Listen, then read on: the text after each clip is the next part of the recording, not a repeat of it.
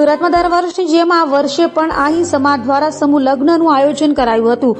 30મા સમૂહ લગ્નોત્સવમાં 255 યુગલોએ પ્રભુતામાં પગલાં માંડી સ્વચ્છતાના સંકલ્પ લીધા હતા। સુરત આહી સમાજ સેવા સમિતિ સુરત દ્વારા આજરોજ 30મો સમૂહ લગ્ન સમારોહ યોજાયો હતો।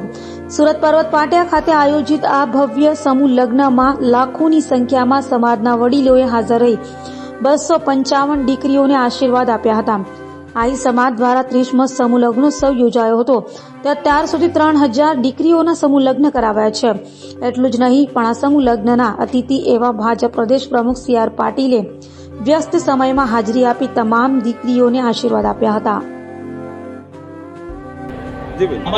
જય દ્વારકાધીશ। હું Manisha Ahir, hospital committee chairman. આજે મને કહેતા ગર્વ થાય છે કે આજે મારા આહિરના આંગણે, અમારા આંગણે દિવ્ય અને ભવ્ય આહિર સમાજ આયોજિત 30મો સમૂહ લગ્ન સમારોહ ગોડાદરા વિસ્તારમાં યોજાયો છે, જેમાં 255થી યુગલો આ સમારોહમાં જોડાઈ નવજીવનની શરૂઆત કરી છે।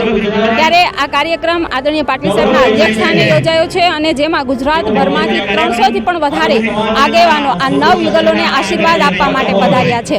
ત્યારે વિશેષ આનંદ એટલા માટે થશે કે આજની યુવા પેઢીમાં જે સમજણ છે, પોતે ડોક્ટર, એન્જિનિયર હોવા છતાં પણ આ સમૂહ લગ્નમાં જોડાય, સમાજનું મહત્વ જળવાઈ રહે, સમૂહ લગ્નનું મહત્વ જળવાઈ રહે તેવો મેસેજ આજની આ યુવા પેઢી આપી રહી છે, જેને હું વિશેષ અભિનંદન પાઠવું છું।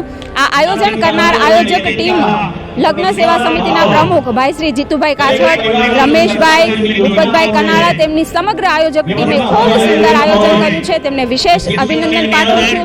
અને 1 લાખથી પણ વધારે આ અવસરે મારો આહિર સમાજ ઉપસ્થિત રહ્યો છે અને આ પ્રસંગે 10,000થી પણ વધારે સ્વચ્છતાના શપથ લીધા છે। આદરણીય વડાપ્રધાન હંમેશા સ્વચ્છતાના આગ્રહી છે, એટલા માટે આ સમાજે, મારા સમાજે સ્વચ્છતાના શપથ લઈ એક જાગૃતતાનો પણ સંદેશો પાઠવ્યો છે, જેનો મને વિશેષ ગર્વ છે। જય દ્વારકા।